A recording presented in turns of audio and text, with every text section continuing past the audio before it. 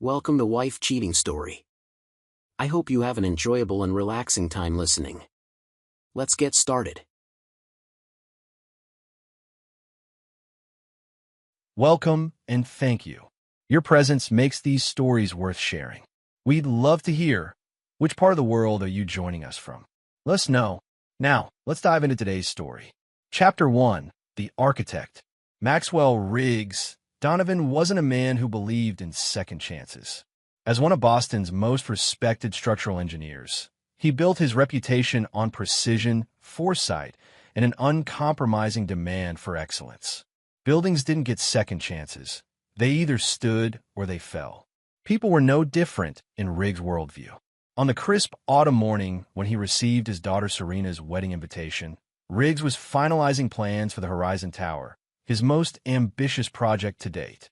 The 50-story masterpiece would redefine the city's skyline and cement his legacy as a visionary in his field. "Congratulations, boss," said Damon Wells, Riggs' project manager and the closest thing he had to a friend. "Your little girl's getting married. But you've got a hell of a father of the bride speech planned." Riggs' weathered face creased slightly at the corners of his mouth. "Been working on it for 29 years. Though he seldom spoke of his personal life at work, Riggs had always maintained a special bond with Serena. When his son Tyler had followed in his mother Vanessa's footsteps, pursuing a career in real estate development rather than engineering, Riggs had been disappointed. But Serena had inherited his analytical mind and determination. She'd become a brilliant architect, and while they often clashed professionally, their mutual respect ran deep.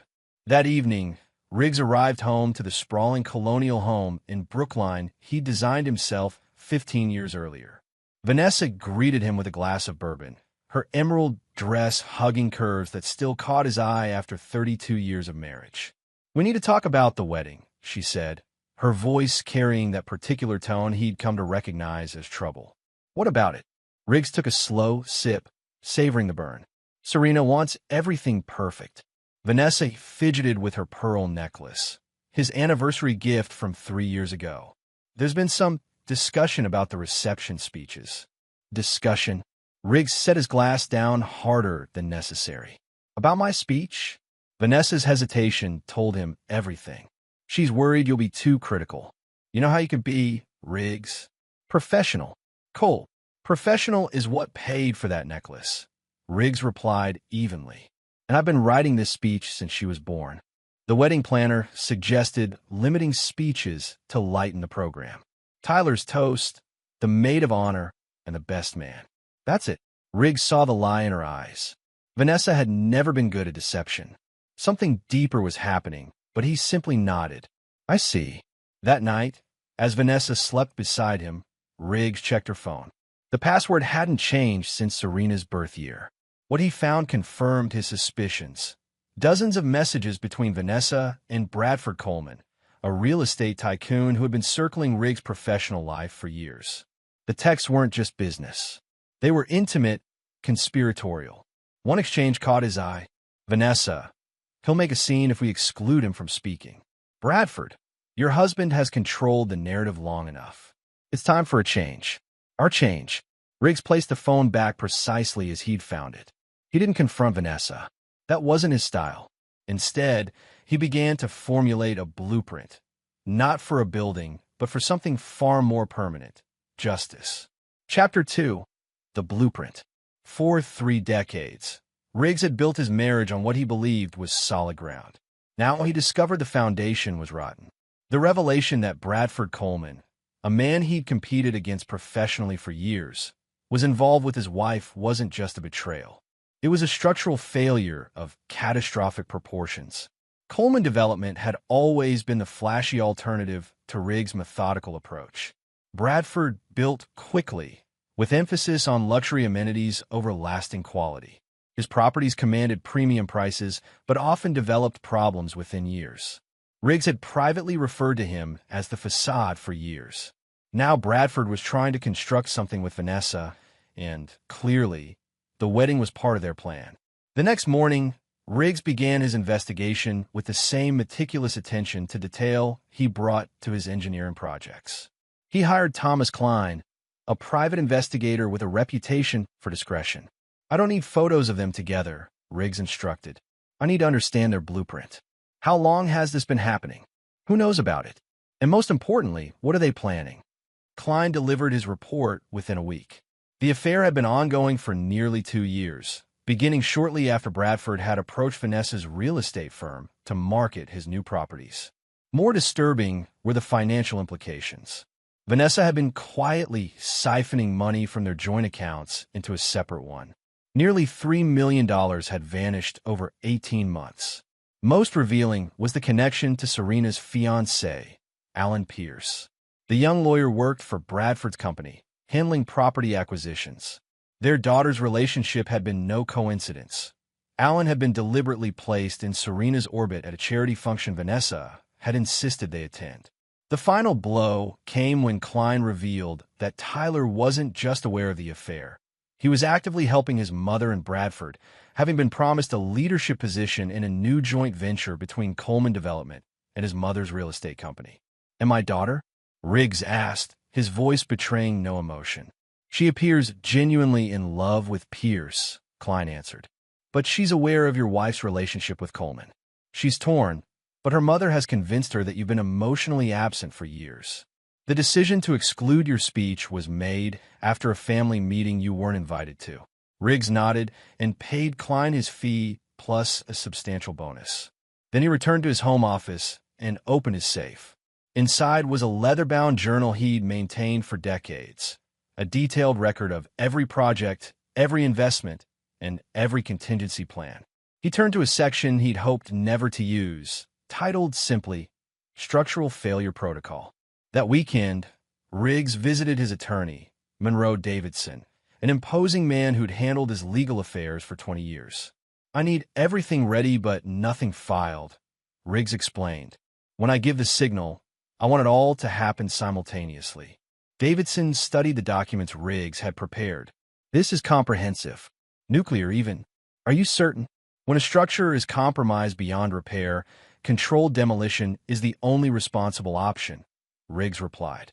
"Your wife's family has influence," Davidson warned. "The Sullivans won't take this lying down. Let them stand up, then they can fall with the rest." As Riggs left the attorney's office, his phone chimed with a text from Vanessa. "Family dinner tonight. We need to discuss the wedding seating arrangements." Riggs texted back, looking forward to it.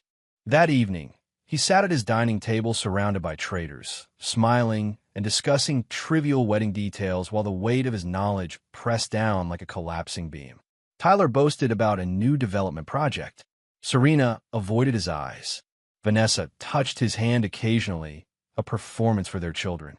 "Dad," Serena finally said, "about the reception speeches." "Your mother mentioned it," Riggs replied calmly. "I understand."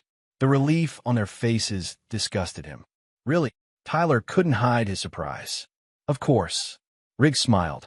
"It's Serena's day. Everything should be exactly as she wants."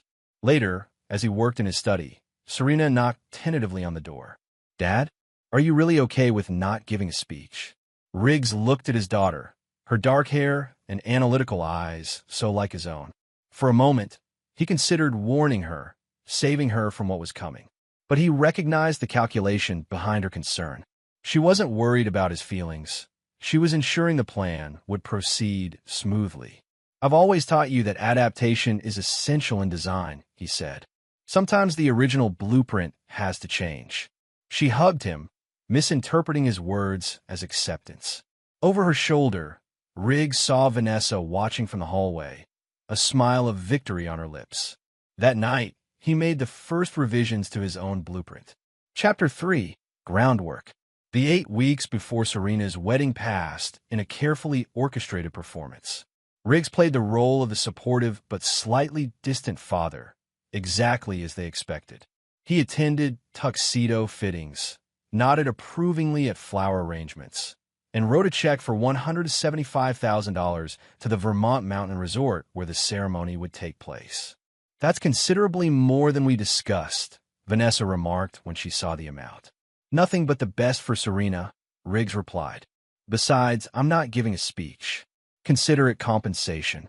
Behind this facade of acceptance, Riggs was laying his groundwork. He made 3 key moves. First, he invited Bradford Coleman to his office under the pretense of discussing a potential collaboration. The man arrived with the confident swagger of someone who believed he'd already won. "Riggs, didn't expect to receive your call. Thought you preferred working solo." "Times change," Riggs replied, offering his rival expensive scotch. "We're about to be connected through my daughter and your employee. Seems wise to establish a relationship." Bradford's relief was palpable. He clearly believed Riggs remained ignorant of the affair. "I've always admired your structural precision, even if I find your designs a bit conservative." Conservative builds last centuries. Flashy builds make headlines. They discussed a fictitious joint venture, with Riggs suggesting a significant investment in Coleman's newest development. Bradford left with a handshake and a promise of future discussions, completely unaware that Riggs had recorded every word and sent copies to several of Bradford's investors who had been questioning recent financial discrepancies. Second, Riggs transferred the majority of his liquid assets, nearly $30 million, into accounts that Vanessa couldn't access, protected by a complex legal structure Davidson had established. Third, and most crucial, he visited Clayton Foster, owner of the Vermont resort where Serena's wedding would take place. "The check I provided has a condition," Riggs explained, sliding a document across Foster's desk. "Payment will be released in 2 installments. Half now, half immediately after the reception begins, provided these instructions are followed precisely." Foster reviewed the document with growing concern.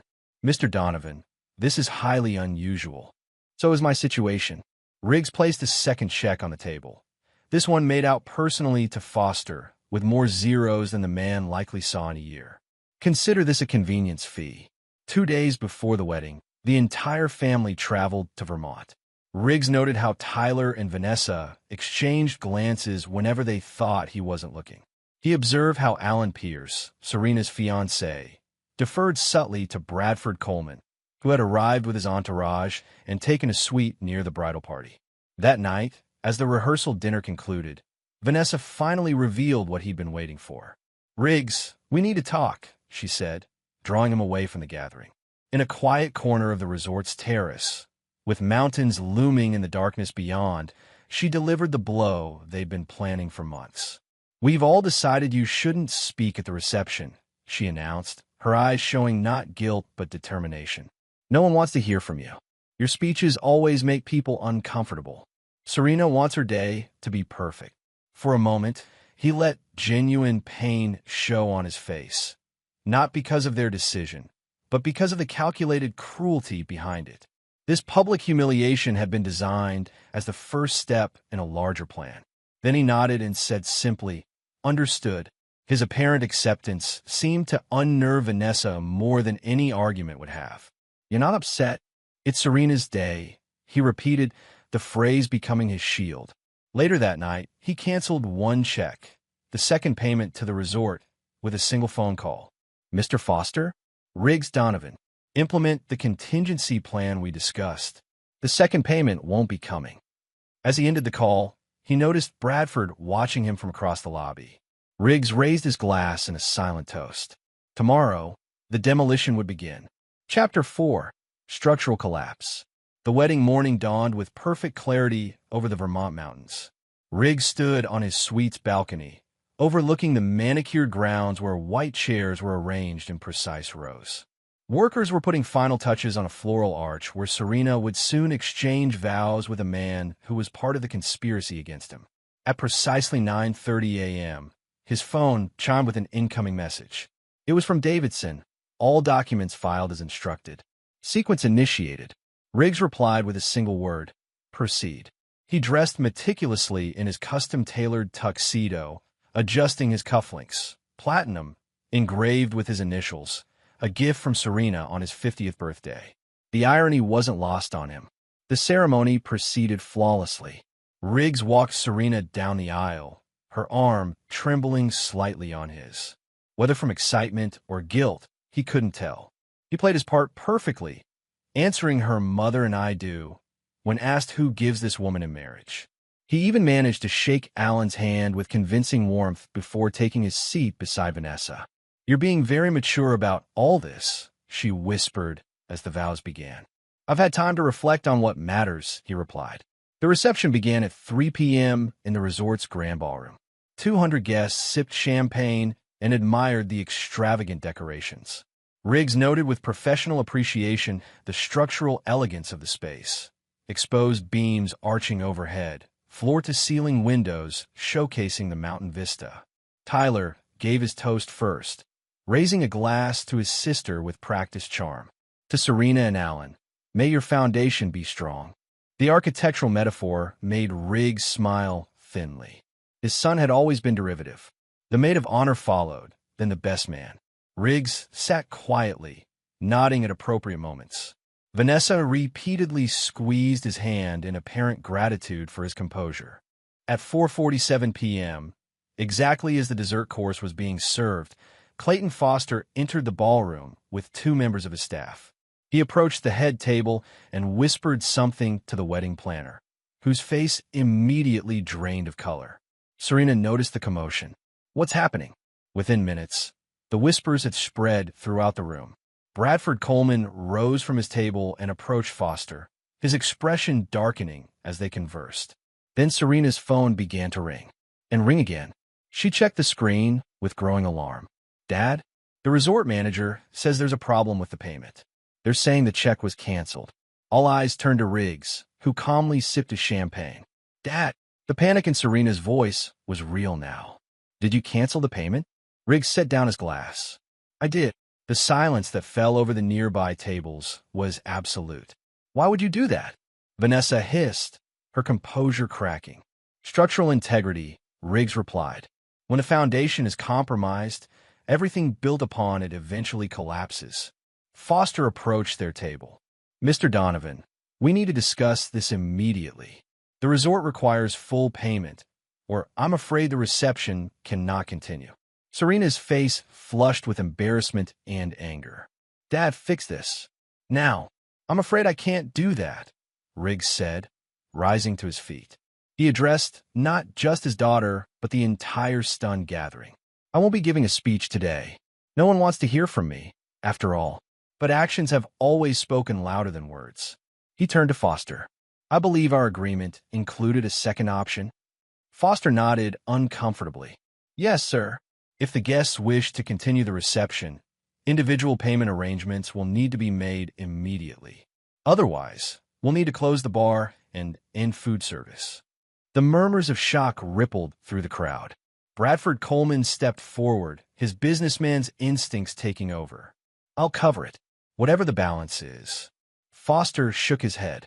I'm afraid the remaining balance is substantial, Mr. Coleman. And Mr. Donovan left specific instructions that no payment from you or Mrs. Donovan would be accepted.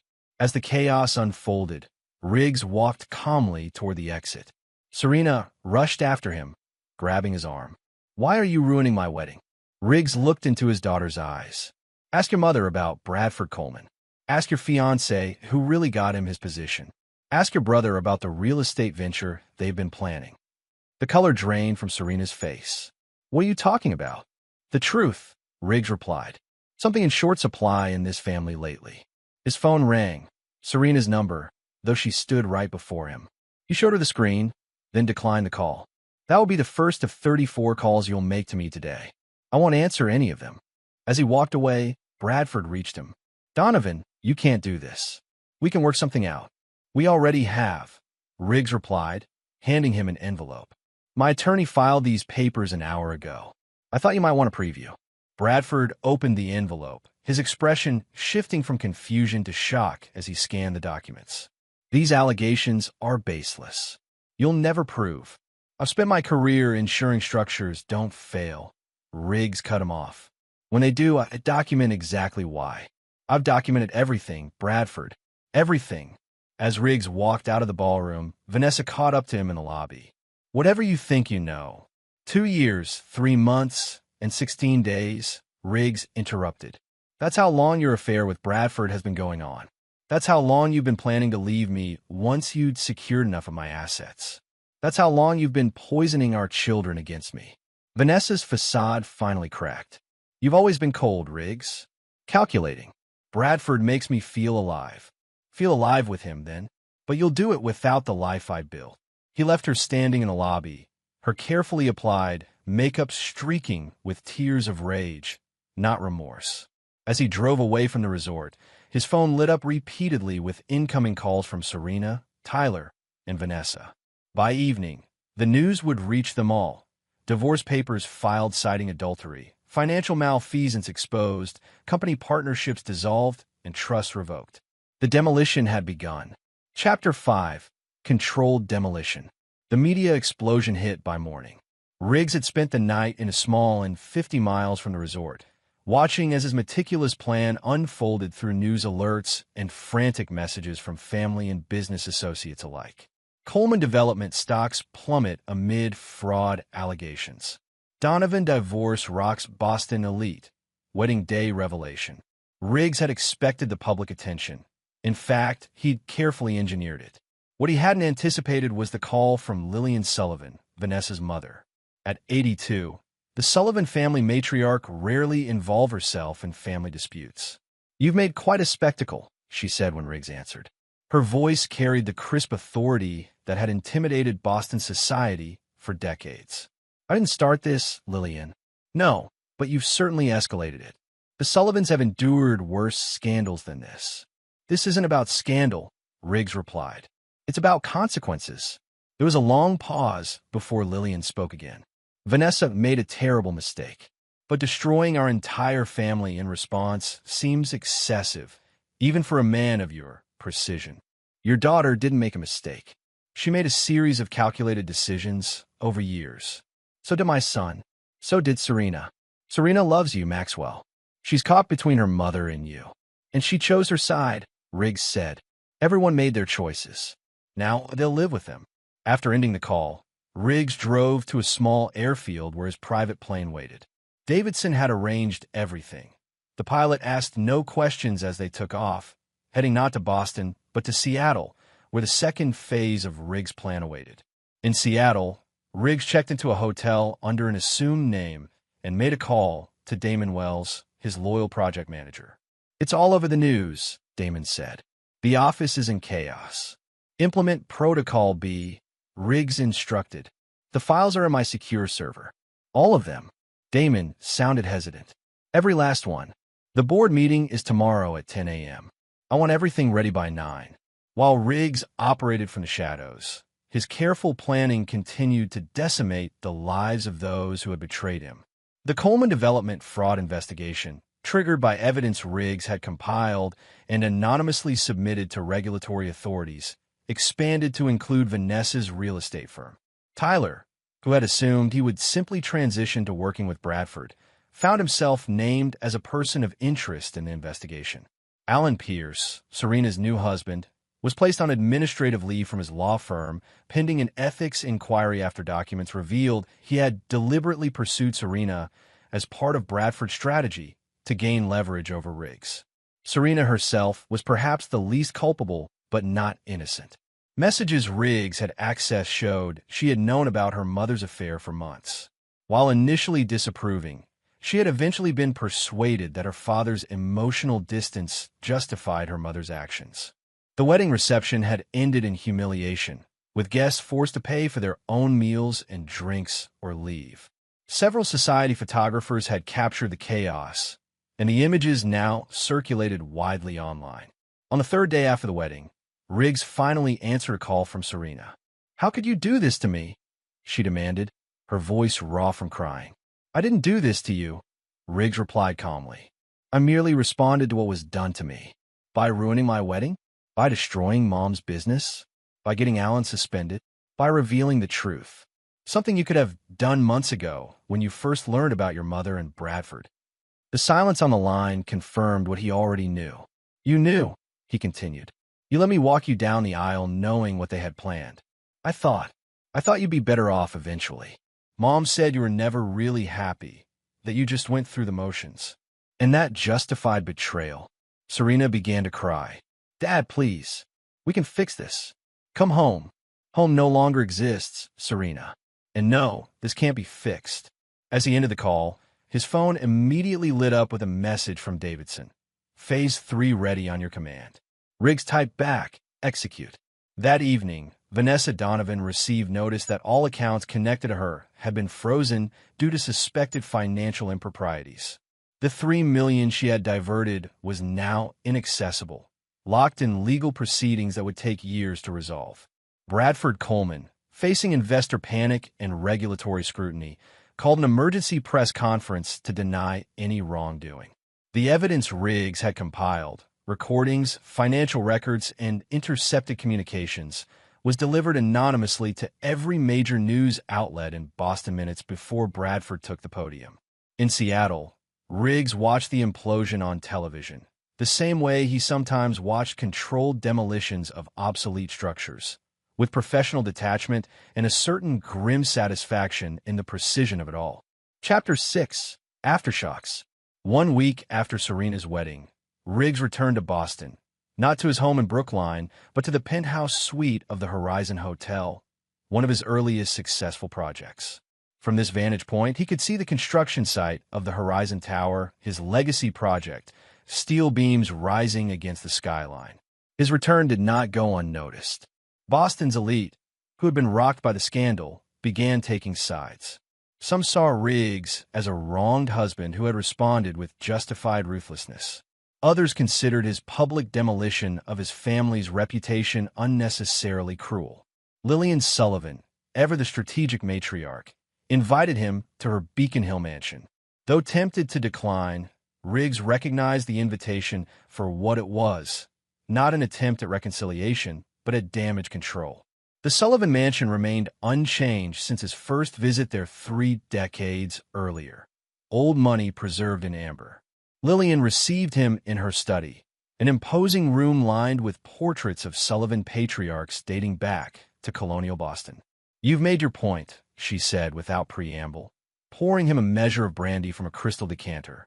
"Now it's time to contain the damage." "I disagree," Riggs replied. "The damage has only begun." Lillian's carefully maintained composure flickered. "What more could you possibly want? Bradford's company is collapsing. Vanessa is effectively bankrupt. Tyler's reputation is in tatters. Serena's marriage is already showing strain. You've won Maxwell. This isn't about winning, Lillian. It's about justice." "Justice?" She almost laughed. "This is vengeance, pure and simple. Call what you want. But it's not complete." Lillian studied him with eyes that had intimidated Boston society for decades.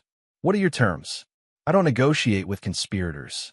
I had nothing to do with Vanessa's affair or her plans." "But you knew," Riggs countered. "Just like Serena, just like Tyler. You all knew and said nothing." For the first time, a flicker of shame crossed Lillian's aristocratic features. "I advised her against it. I told her no good would come of it. But you didn't warn me. That makes you complicit." Lillian set down her glass with a sharp click against the mahogany desk. "The Sullivans have endured for 300 years in this city because we understand when to cut our losses. Name your price to end this publicly. For the family's sake." "There is no price," Riggs replied. "No settlement. No negotiation. Then why come here at all? To make certain you understand that this isn't something you can manage or contain. Your daughter conspired to destroy everything I built. Now she'll watch as I dismantle the Sullivan legacy in return." The threat hung in the air between them. The Sullivan family holdings were extensive: real estate, investment portfolios, charitable foundations, all now potentially in Riggs' crosshairs. You would punish an entire family for one member's mistakes? Your family has already chosen sides. Riggs rose to leave. "I'm simply honoring their choice." That evening, as Riggs returned to his penthouse, he found Tyler waiting in the lobby. His son looked haggard, the polished exterior that had always come so naturally to him now visibly strained. "Dad," Tyler began, his voice breaking slightly. "We need to talk." Riggs regarded his son impassively. "My attorney handles all communications now." "I'm your son, not a business associate," Tyler protested. "You forfeited that distinction when you helped Bradford and your mother plan against me." Tyler's facade crumbled. "I made a terrible mistake. I thought it would be better for everyone. Mom seemed so unhappy, and Bradford offered me a chance to build something of my own, not just live in your shadow. And that justified betraying your father? No, Tyler admitted, tears forming. Nothing justifies what we did. But Dad, please, this has to stop. The regulatory investigation, the frozen assets, the media coverage, you've made your point. No, I haven't, Riggs replied coldly. But I will. As Tyler realized no apology would suffice, his desperation turned to anger. You're destroying lives. Not just Mom's or Bradford's, but Serena's too. My career is ruined before it even started. Actions have consequences, Riggs said simply. I taught you that from childhood. You chose your actions. Now you'll face the consequences. Riggs stepped around his son and entered the elevator. As the doors closed between them, he saw something shift in Tyler's expression. The final death of hope, replaced by the dawning realization that his father's vengeance would be absolute and uncompromising. Late that night, Riggs received a call from Monroe Davidson. Bradford Coleman tried to leave the country, the attorney informed him. The FBI intercepted him at Logan Airport based on the evidence we provided. And Vanessa? She's attempting to access emergency funds from the Sullivan family trusts. So far, unsuccessfully. Maintain surveillance, Riggs instructed. Phase 4 begins tomorrow. As he ended the call, Riggs walked to the window of his penthouse and gazed out at the city he had helped build, structure by structure. In the distance, spotlights illuminated the rising frame of the Horizon Tower, his masterpiece, designed to stand for centuries. Unlike his marriage, unlike his family, those structures had been built on false foundations, and no engineer could salvage a building once the foundation had failed. Tomorrow would bring the next calculated step in his response. Not revenge. Revenge was emotional, impulsive. This was something else entirely, a precisely engineered collapse. And like all of Riggs' projects, it would be executed with flawless precision. Chapter 7. Cornerstone Removal. Day 14 of Riggs' plan dawned with a series of coordinated actions that sent shockwaves through Boston's business and social circles. First, Donovan Engineering announced a corporate restructuring that effectively removed any project connected to either Coleman Development or Sullivan family interests. Dozens of buildings across the city suddenly lost their structural oversight, a devastating blow in an industry where relationships and reliability were paramount. Second, the Sullivan Family Foundation, the cornerstone of the family's philanthropic image, received notice that their headquarters building, which Riggs had designed and maintained at a token fee for decades, would require immediate and extensive structural reassessment at market rates. Third, and most personally devastating to Vanessa, the children's hospital wing named for her late father, which had been built largely through Riggs' connections and contributions, quietly removed the Sullivan name from its facade overnight. Riggs observed these developments from the boardroom of Donovan Engineering, where he had called an emergency meeting of his executive team. Damon Wells sat at his right hand, the only person in the company fully aware of the comprehensive nature of Riggs' plan. The market is nervous, warned Helena Frost, Riggs' chief financial officer. Our stock has dropped 12% since the wedding incident. It will recover, Riggs replied with certainty.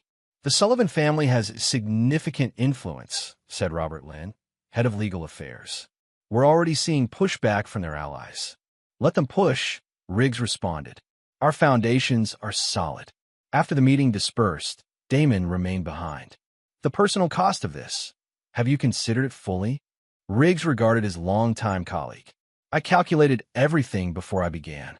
Even losing Serena? She's the one who stands to lose the most here. And she's the one who is always most like you.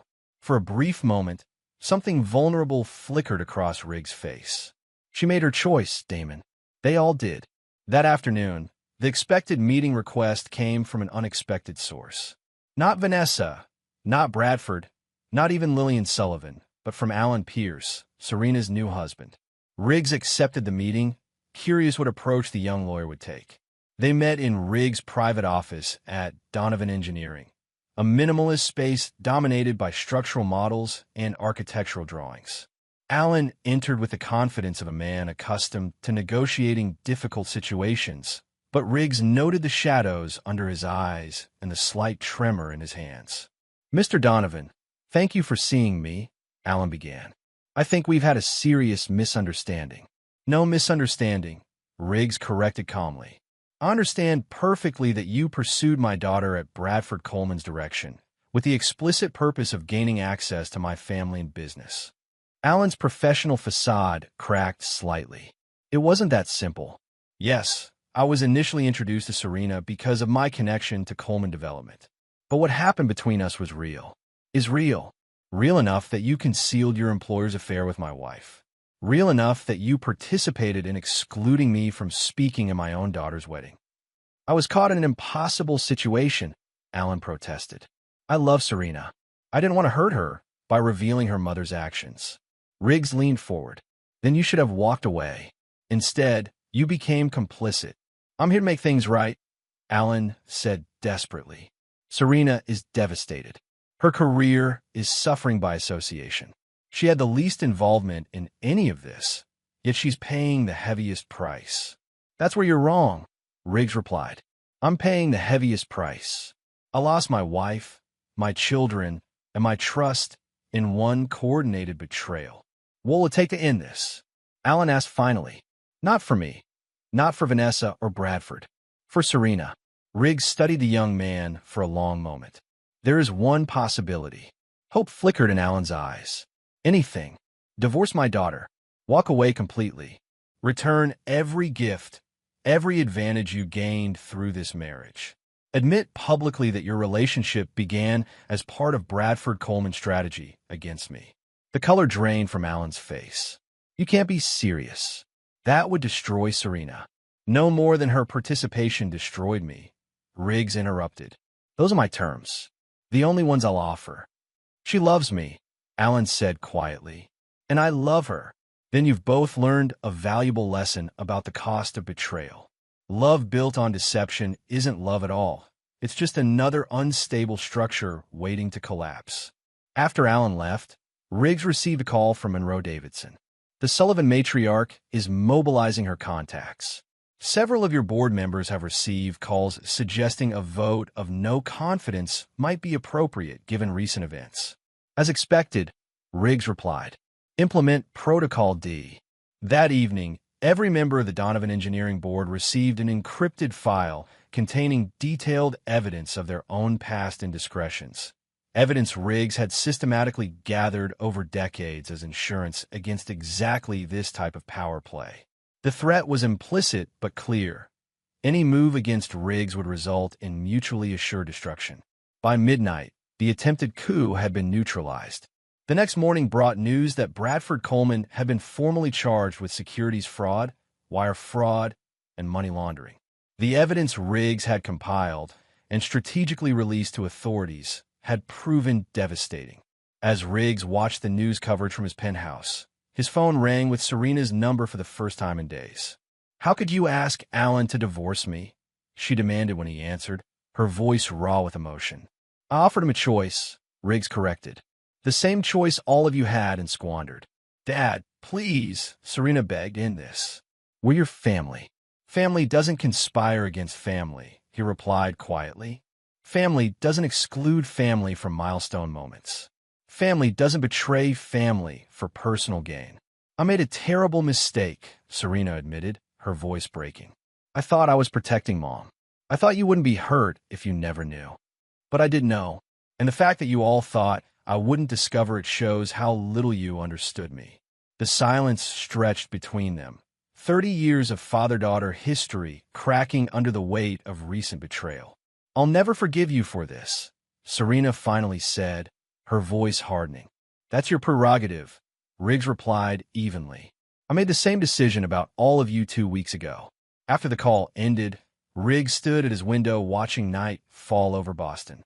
In the distance, the skeletal structure of the Horizon Tower rose against the darkening sky, a monument to precision, to careful planning, to uncompromising standards. Tomorrow would bring the final phase of his response to betrayal. Not a restoration. Some structures couldn't be salvaged once compromised, but a complete reconstruction on his terms alone. Chapter 8. New foundations. 3 weeks after Serena's wedding, the systematic dismantling of everything Vanessa and Bradford had built together was nearly complete. Coleman Development teetered on the edge of bankruptcy, its stock essentially worthless. Vanessa's real estate firm had lost its license pending investigation. Tyler faced potential criminal charges for his role in financial improprieties. The social fallout was equally devastating. The Sullivan family, once untouchable in Boston society, found themselves isolated as former friends and allies distanced themselves from scandal. Invitations dried up, charitable boards requested resignations. Club memberships were quietly placed under review. It was precisely the moment Riggs had calculated would come, the point of maximum leverage. On a Thursday morning, he called an unexpected press conference at the construction site of the Horizon Tower. Media outlets, hungry for the next development in what the Boston Globe had dubbed the Donovan demolition, gathered eagerly beneath the towering steel framework. Riggs approached the podium, impeccable in a bespoke suit, his silver hair catching the sunlight. The cameras captured his expression, not vengeful or triumphant, but resolute. Professional. For 35 years, he began, I've built structures designed to last generations. The integrity of these buildings depends entirely on their foundations. When a foundation is compromised, the entire structure becomes unsafe. The reporters leaned forward, sensing this was more than a corporate announcement. 3 weeks ago, the foundation of my family was revealed to be compromised beyond repair. My response has been exactly what it would be to any structural failure. Careful assessment followed by controlled demolition to prevent further damage. He paused, looking directly into the cameras. Today, I'm announcing the formation of the Donovan Integrity Foundation with an initial endowment of $50 million. This foundation will support 2 causes. First, engineering scholarships for students demonstrating exceptional ethical standards. Second, resources for individuals rebuilding their lives after betrayal. The announcement sent ripples through the gathered press. This was not the continued vengeance they had expected. I will no longer comment on personal matters related to my former family members, Riggs continued. Their actions and the consequences have spoken for themselves. Instead, I will focus on building something new, something with a proper foundation. As questions erupted from the journalists, Riggs simply nodded once and walked away from the podium, ignoring the shouted queries about reconciliation, forgiveness, and whether this marked the end of his campaign against the Sullivans. Back in his office, he found Damon waiting. Bold move, his project manager commented. The foundation is a masterstroke, redirects the narrative entirely. It's not about the narrative, Riggs replied. It's about legacy. Speaking of legacy, Damon hesitated. Serena came by while you were at the press conference. She left this for you. He handed Riggs a small package. Inside was the silver compass Riggs had given his daughter on her first day of architecture school, along with a note in her precise handwriting. You taught me that true north never changes, no matter how lost you become. I lost my way. We all did. I don't expect forgiveness, but I hope someday you'll remember that I was once worthy of this compass.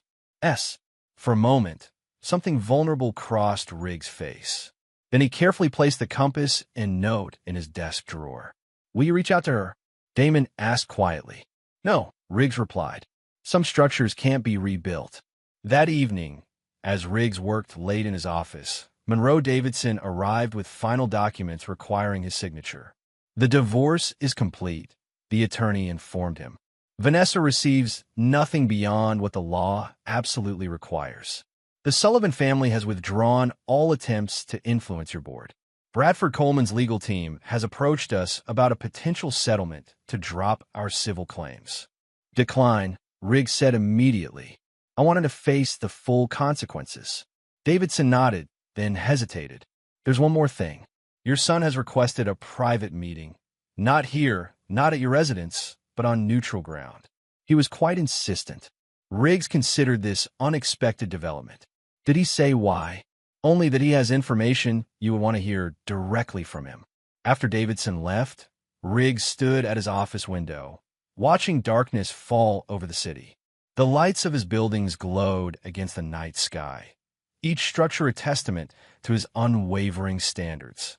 After careful consideration, he texted Tyler, Boston Common, the bench by the Founders Monument. 8 a.m. tomorrow. The response came immediately. I'll be there. Thank you. Riggs slept little that night, reviewing the possible scenarios. Was this another trap? A desperate plea? A genuine attempt at atonement? By morning, he had prepared for every possibility. Boston Common was quiet at that early hour, mist rising from the grass as Riggs approached the designated meeting place. Tyler was already there, sitting alone on the bench, looking more like the boy Riggs remembered than the polished young businessman he had become. His son stood as he approached. "Thank you for coming," Tyler said. Riggs nodded but didn't sit. "You have information?" Tyler took a deep breath. "I do. About Bradford and Mom. About everything." He removed a flash drive from his pocket. "This contains all their communications going back 3 years. Financial records, plans, everything they didn't want you to know." "I already know everything I need to," Riggs replied. "Not everything," Tyler insisted. "You know they betrayed you. You know I helped them, but you don't know why. Greed, ambition, disloyalty." Riggs listed clinically. "The motivations are irrelevant." "It wasn't just an affair," Tyler continued desperately. "They were systematically undermining your projects, creating structural inspection issues that didn't exist, spreading rumors to investors. They wanted to destroy Donovan Engineering completely, not just take your money." This was new information, and Riggs felt a cold anger rising. "Explain." "Bradford believed you had deliberately sabotaged his West Side Tower project 15 years ago, the one that had to be extensively redesigned after structural issues were discovered. I reported legitimate structural concerns," Riggs said firmly. "The building would have been unsafe." "I know that now," Tyler admitted. "But Bradford convinced Mom that you had engineered the whole thing to humiliate him, that you'd been deliberately targeting his projects for years. Their relationship began as revenge against you, and it evolved into a plan to systematically dismantle everything you'd built." Riggs took this in silently, the pieces rearranging themselves in his mind. "And you believe this?" Tyler looked down. "I wanted to believe I was protecting your legacy, not destroying it. Bradford convinced me that you had made powerful enemies who were going to bring you down, that this way, at least the family would survive with some assets intact." "Why tell me this now?" "Because I was wrong," Tyler said simply. "Because watching you these past weeks, your precision, your resolve, reminded me who you really are. Not the monster Bradford painted, but the father who taught me that integrity isn't negotiable." Riggs studied his son's face for any sign of deception and found only exhaustion and regret. "This changes nothing," Riggs finally said. "The betrayal remains the same, regardless of motivation." "I know," Tyler replied. "I don't expect forgiveness. But you deserve the truth, and I couldn't live with myself knowing I'd let their lies stand unchallenged." As Tyler turned to leave, Riggs spoke again. "The structural issues in Coleman's Tower 15 years ago, they weren't my opinion. They were fact. The building would have collapsed within a decade." "I believe you," Tyler said quietly. "I should have all along." Riggs watched his son walk away, the flash drive heavy in his hand. He had what he needed now, the final piece of the puzzle, the underlying cause of the structural failure that had destroyed his family. It changed nothing, and yet, as he walked back through the morning mist, Riggs felt something shift within him. Not forgiveness, never that, but perhaps a certain completion. The blueprint of betrayal was now fully revealed. His response would remain exactly as planned. Precise. Comprehensive. Final. Chapter 9. Immovable Structure. 1 year after Serena's wedding, the Boston skyline had been permanently altered, both literally and figuratively. The Horizon Tower had been completed ahead of schedule, its innovative design winning international acclaim. Donovan Engineering had not only recovered from the scandal, but had emerged stronger, with a reputation for uncompromising integrity that attracted premium clients worldwide. In contrast, the remnants of Bradford Coleman's empire had been sold off piece by piece in bankruptcy proceedings. The man himself was serving the first year of a 12-year sentence for financial crimes. His meteoric rise and catastrophic fall already the subject of a best-selling business expose. Vanessa had retreated to a modest apartment in Providence, Rhode Island, as far from Boston society as she could manage while remaining in New England. The divorce had left her with only the legal minimum of assets, her reputation in tatters, her social standing evaporated. The Sullivan family had maintained their wealth but lost significant influence. Lillian, now in declining health, had withdrawn from public life entirely. On a clear autumn morning exactly 1 year after the wedding debacle, Riggs stood in his penthouse office reviewing the final proposal for his next major project, a revolutionary medical research facility that would bear the Donovan name. His intercom buzzed. "Mr. Donovan, there's a Ms. Serena Pierce here to see you. She doesn't have an appointment." Riggs paused. He hadn't spoken to his daughter since their phone conversation 11 months earlier. "Send her in." Serena entered, her steps hesitant. She looked both familiar and changed, thinner, her eyes carrying a wariness that hadn't been there before. But she also stood straighter with a determination that reminded Riggs of himself. "Thank you for seeing me," she began. "What can I do for you?" Riggs asked neutrally. Serena placed a portfolio on his desk. "I'm here professionally. My firm is bidding on the Robertson Museum expansion. I understand Donovan Engineering is consulting on structural elements." Riggs raised an eyebrow. "You're not with Pierce Architectural anymore?" "No," she replied evenly. "I started my own firm 6 months ago. Alan and I are divorced." This was news to Riggs, though he kept his expression unchanged. "I see. I'm not using the Donovan name professionally," Serena continued. "I want to succeed or fail on my own merits. But I am my father's daughter in one respect. I don't compromise on structural integrity." Riggs opened the portfolio and reviewed her proposal with a professional eye. The design was innovative, bold, yet fundamentally sound. It showed the same attention to underlying support systems that had always defined his own work. "It's good," he acknowledged. "Better than good." "Thank you." Serena maintained her professional demeanor. "That's all I came to present. I don't expect personal reconciliation. I just wanted you to know that despite everything, I learned the most important lesson you taught me. Foundations matter." As she turned to leave, Riggs spoke. "Tyler provided me with evidence of Bradford and your mother's true intentions. Their plan to systematically undermine my projects. Did you know about that aspect?" Serena turned back, genuine shock on her face. "No, I knew about the affair, about their financial plans. But sabotaging your buildings? Never." Riggs nodded, believing her. The Donovan Integrity Foundation is funding a scholarship program for architectural students focusing on structural engineering. The selection committee could use someone with both architectural and engineering perspective. It wasn't forgiveness. Riggs Donovan didn't believe in forgiveness for betrayal. But it was perhaps the first stone of a different kind of structure. "I'd be honored to serve on the committee," Serena replied carefully. "Professionally speaking." "Professionally," Riggs agreed. "The personal remains as it is." After Serena left, Damon entered the office. "Was that?" "My daughter's architectural proposal." Riggs cut him off. "Quite impressive. Structurally sound." Damon nodded, understanding the subtext. "Any others?" "Any contact?" "Vanessa attempted to reach me through her attorney last month. Something about reconsidering the financial settlement. I declined. Tyler has accepted a position in Seattle with a development firm unconnected to either Coleman or Sullivan interests. We've had no direct contact since his revelation in the park." "And you're satisfied with this outcome?" Damon asked carefully. Riggs turned to the window, gazing out at the city where his buildings stood as testaments to his uncompromising standards. The horizon tower dominated the skyline, its silhouette distinctive and unmistakable. Unlike the family he had lost, these structures would endure for generations. "Satisfaction isn't relevant," he replied finally.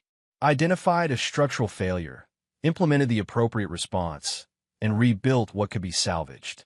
The rest was unsalvageable." "Some might call that cold," Damon observed. "Some might call it precise," Riggs countered. "I can work with Serena professionally. I can acknowledge Tyler's eventual honesty. But trust, once broken, cannot be fully restored. That's not emotion, it's engineering. Later that evening, as Riggs reviewed the day's work in his penthouse, his phone chimed with a message from Serena. Committee meeting scheduled for November 15th. Professional opportunity only. Boundaries understood and respected. He replied with characteristic brevity. Confirmed. Riggs Donovan stood at his window, watching lights illuminate his buildings across the Boston skyline. Each structure represented his unwavering commitment to integrity, to building things that would stand long after the builder was gone. His family had failed that test. His work never would. The betrayal had changed him, certainly, made him harder, more vigilant. But it hadn't broken him, as they had perhaps intended. Instead, it had revealed the true structural integrity of Maxwell Riggs Donovan, a man who, when the foundations failed, didn't collapse but instead rebuilt on bedrock. Uncompromising, unyielding, immovable, just as he had always been designed to be. And there you have it. Another story comes to an end. What did you think? I'd love to hear your thoughts in the comments below. If you enjoy this story, consider joining our community by subscribing. It means the world to us. For more stories like this one, check out the recommended videos on screen. And I'll see you there.